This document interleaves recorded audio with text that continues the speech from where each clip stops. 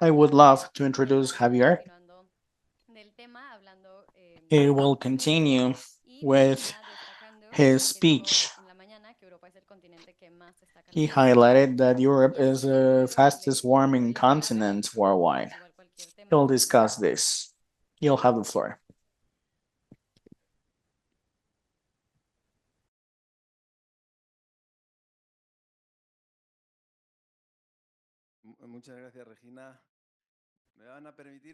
Thank you, Regina. I'm going to set myself up. Just one moment.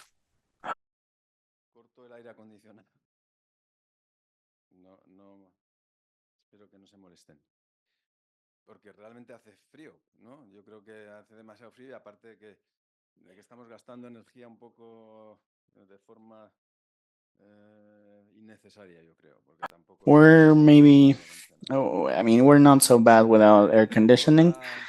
So sorry for the interjection. We're talking about forests in the simultaneous workshop. We're going to talk about water. This is such a passionate topic, the same as forests. I'm not a water expert. Of course, we have a whole team based in Brussels responsible for water management. They know about this, so any challenging questions, I will be more than happy to relay to them. Anyway, I'm going to give some ideas of what's coming in the European Union and worldwide, and what we have been doing for quite a while in terms of water policies and regulation on water.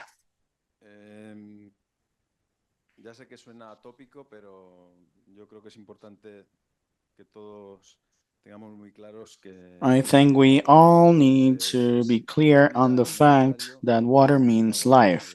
Water is a need. Without water, we don't have anything. And this is capital with ecosystems, several sectors, tourism, and whatnot, and everyday lives by regular citizens. On the other hand, we know that world population growth and economic growth puts stress on water as a resource. Therefore, there are more intense competitors for water, whether for domestic or industrial purposes. Climate change does not make things easier, and we know this for a fact. Climate change is accelerating the water crisis we are all experiencing. Water is at a tipping point because it can be found as a main crisis that will take a toll in the world in the following decade. To appropriately end hunger and sustain people, we need to work towards sustainable, resilient food systems together with sustainable water management.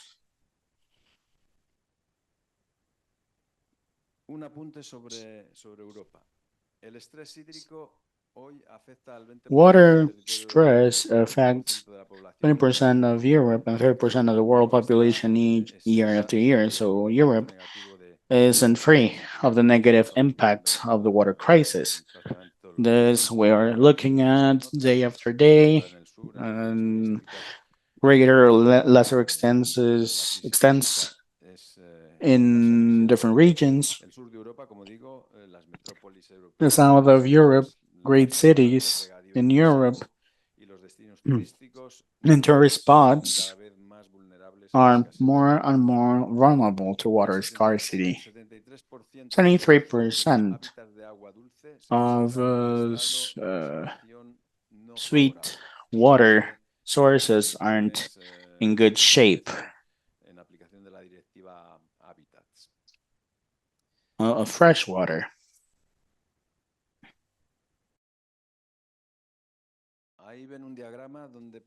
This is a chart where we can see that water availability by a per capita cubic liters is being reduced across European countries. From the 90s to 2017, there has been a small evolution. There is less and less water per capita, less and less water availability. Of course, there are more countries that have more water availability versus others. Of course, availability in Malta is far lesser versus countries in Europe, such as Sweden, for instance.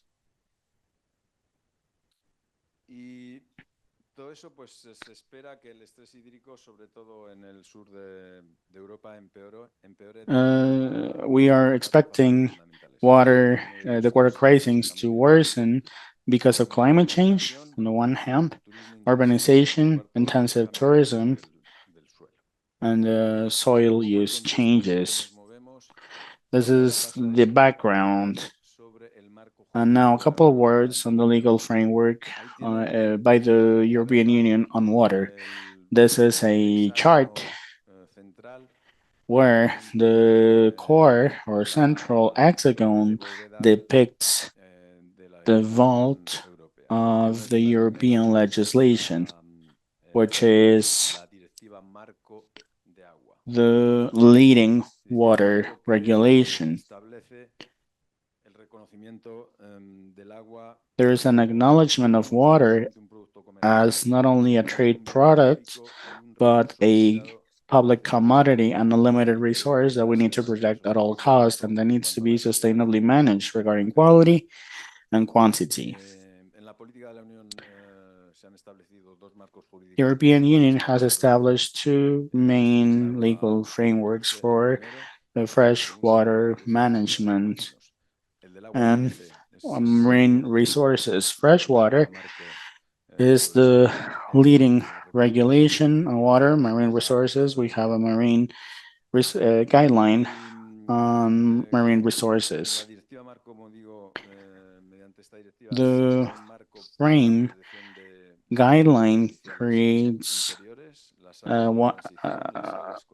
shallow, underground, another kind of water management to avoid pollution, sustainable use, to improve sustainable use, and to improve the water media and to hinder the effects of floods and drafts.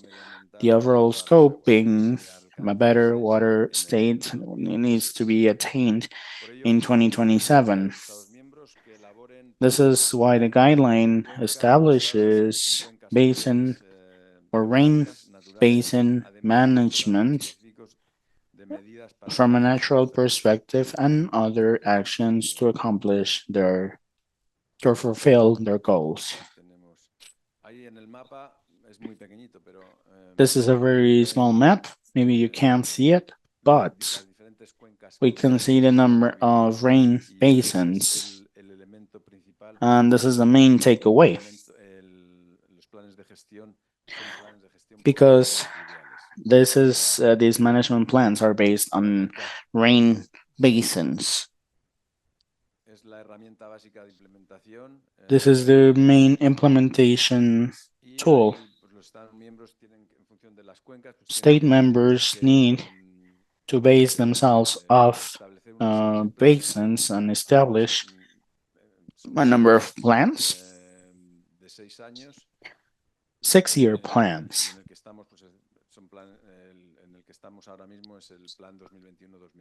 We are at the 2021-2027 plan because the goal or the deadline is 2027 in order for us to fulfill this goal, i.e. fresh water inside the countries having an acceptable environmental quality level.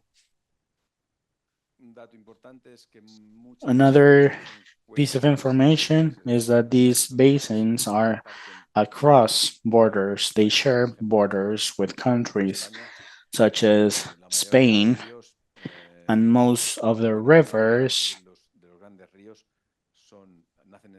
being born from Spain but landing in the Atlantic Ocean through Portugal. And so this basin management needs to be done together with Portugal in this case.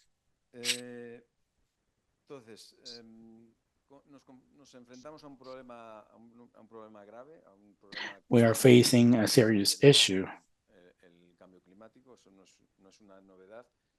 This is no breaking news.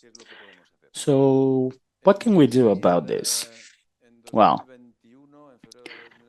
in February 2021, the European Union implemented their climate change adaptation strategy with a series of recommendations across all water adaptation items, including but not limited to water. And so here we have some of the guidelines to correctly adapt ourselves, which include first fighting water pollution, tailor pricing policies so that a fair price is established to water, because if there is no equitable price, we won't be able to correctly gauge how valuable this resource is. Sustainable resilient ecosystem development from an agricultural and landscape views for better water sustainability. We need to focus on efforts resulting in efficient water management, water use in the agricultural sector, and diminishing freshwater use and water for agricultural use. We need to avoid intensive, relentless water pumping in order to avoid depleting the aquifers, which is happening right now as we speak. Many of the water of the aquifers are being invaded by salt water. The water crisis must be tackled in order to ensure energy and food needs, and acknowledging this gap or this link between many sectors so we can tackle this in a comprehensive manner. This link calls for specific tools and processes at multiple levels so that we can create consistent, comprehensive, and effective policy making from a multilateral perspective. This is where we're standing now. Better draft and flooding management, which is fundamental. Efficient technologies and practices with appropriate laws for water management, performance, reducing water waste in public pipelines. Water culture is fundamental. Infrastructure investment, so there won't be any losses. And finally, better knowledge management, data management, and research for appropriate assessments.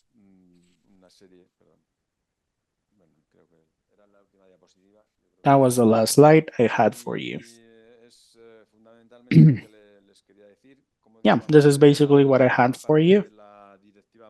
So in addition to the frame regulation, there are other guidelines on underground water, drinking water, toilet water, nitrates, residual urban waters, environmental quality regulations, and floodings.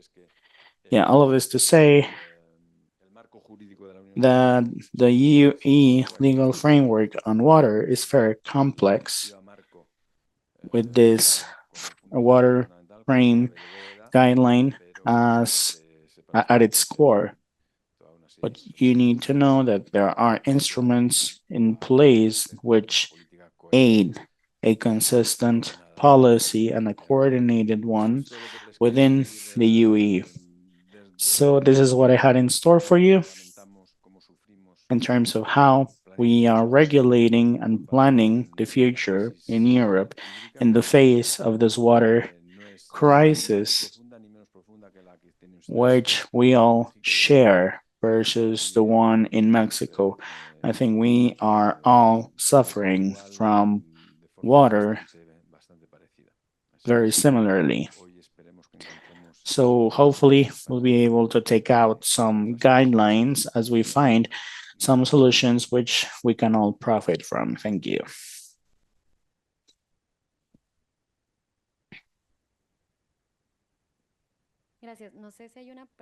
Thank you. I don't know if we have any questions for Javier. Any feedback?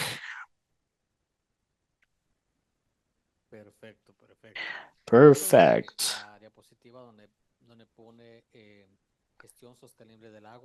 Okay, so you place water, sustainable water management. This item 2 on this slide, water reallocation mechanism. So my question is, how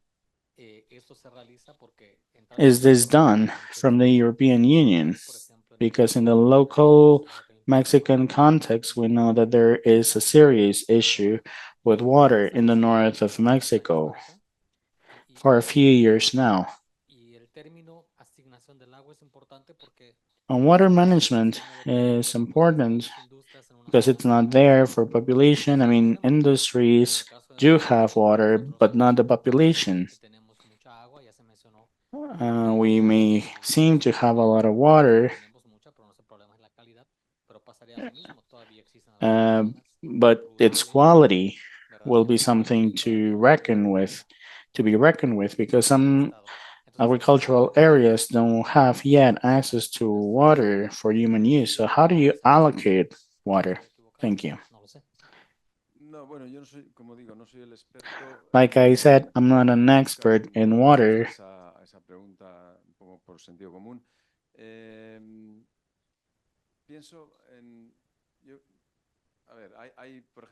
Okay, there are a couple of things. There is common ground. Water going through the river is allocated specifically by or under international agreements by and between countries.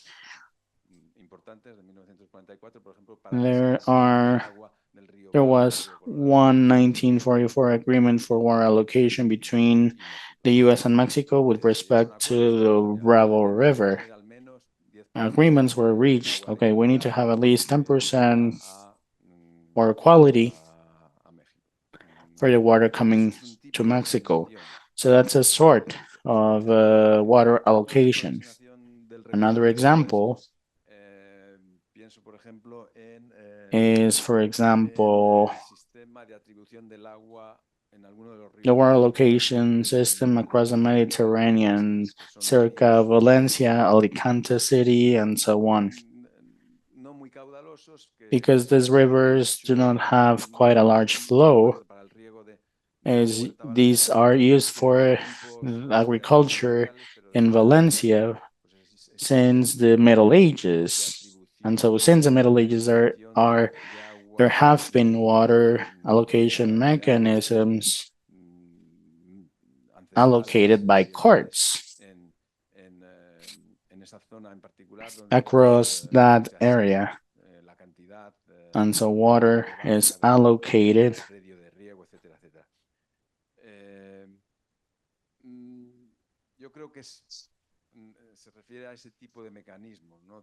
I think these are kind of water allocation mechanisms, so everyone can have access to it, because this is a universally resource with universal access, which might not be the case in Europe. Water universal access has been more or less guaranteed. At some point in time, because of scarcity, pollution, and other factors, climate change, and so on,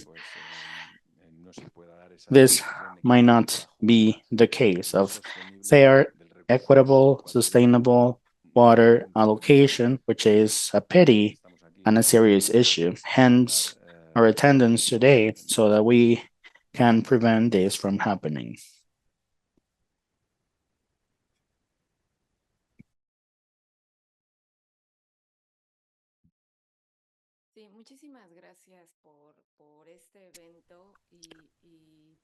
Thank you for attending this event and for your talk.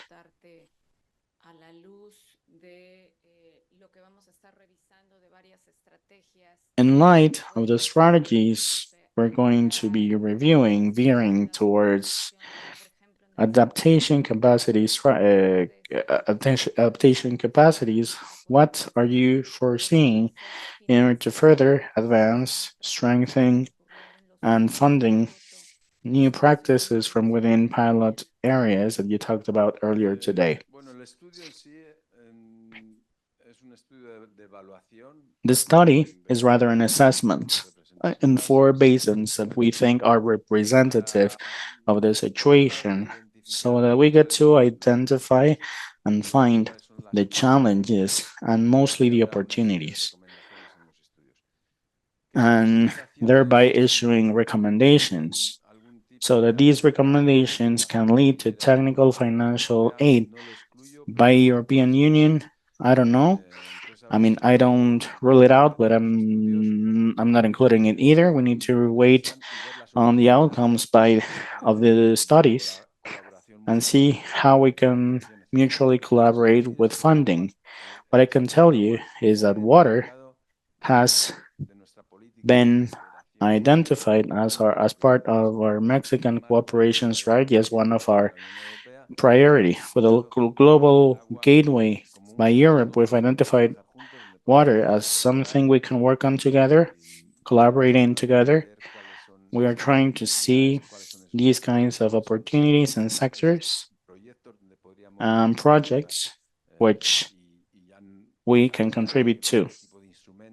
We need to see the kinds of financial, technical aid, loans, and so on can be done in terms of a desalination plant, wastewater plant management, and so on and so forth. So, yeah, the opportunities are there, but we need to look at it on a case by case scenario. Hello, good morning.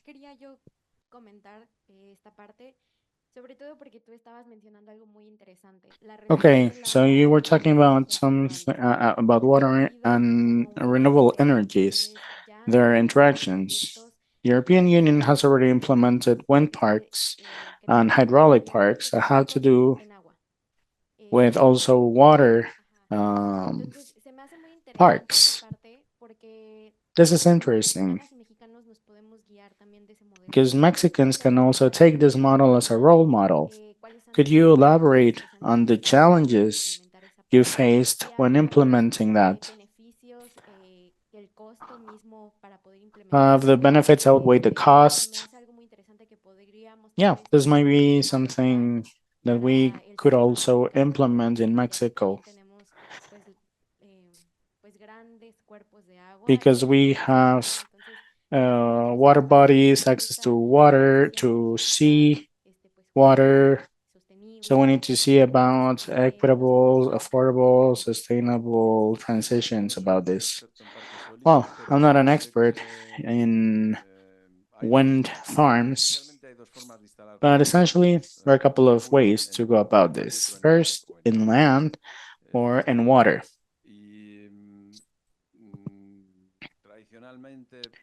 Traditionally,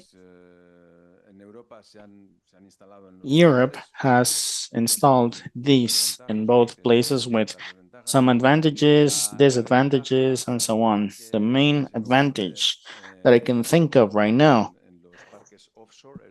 in terms of offshore parks is, without being an expert, well, potentially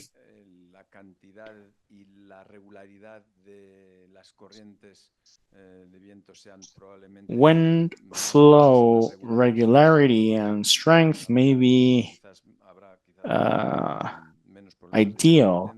So intermittence will be avoided in terms of power provision by offshore parks. You also have an advantage in that we don't have the nothing in my backyard effect and how this is avoided, which is or could happen where you have those windmills inland or inshore windmills where the owner may get some money to install that windmill, but the neighbor will complain because of how noisy those windmills are, or because of how visually pollutant windmills are. So when you install offshore parks, you won't have that. So I think in terms of cost effectiveness, there will be a greater cost associated to offshore parks because you need to have access to the facility. It'll be maybe more remotely located and so on. So there are a lot of pros and cons. Yeah, like I said, I'm no expert in wind parks. What I can tell you is this is being done in Europe very consistently. We have wind parks being installed inshore and offshore. And yeah, the trend is to go and have more and more wind parks because we have very demanding development, sustainable development goals as we approach the ultimate target of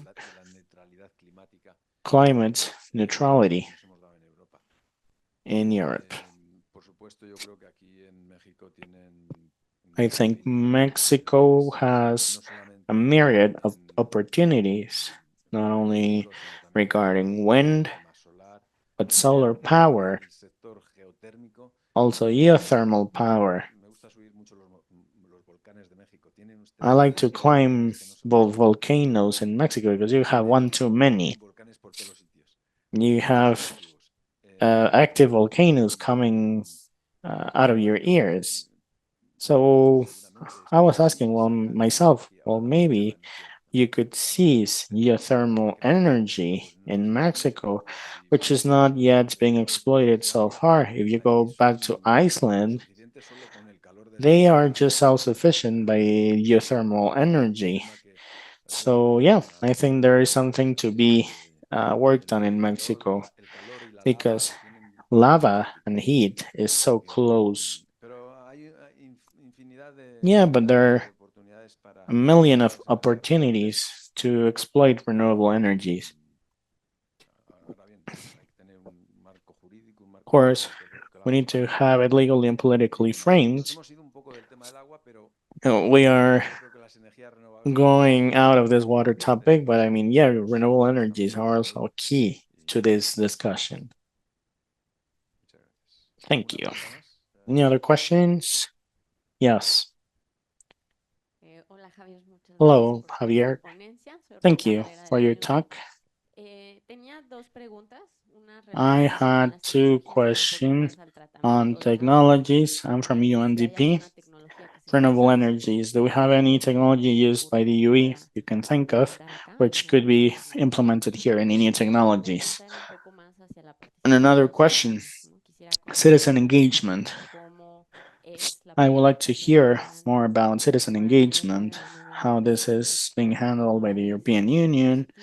Do you think this is a positive or negative trade? Are there any challenges? How to involve citizens? Thank you so much. This is a great question.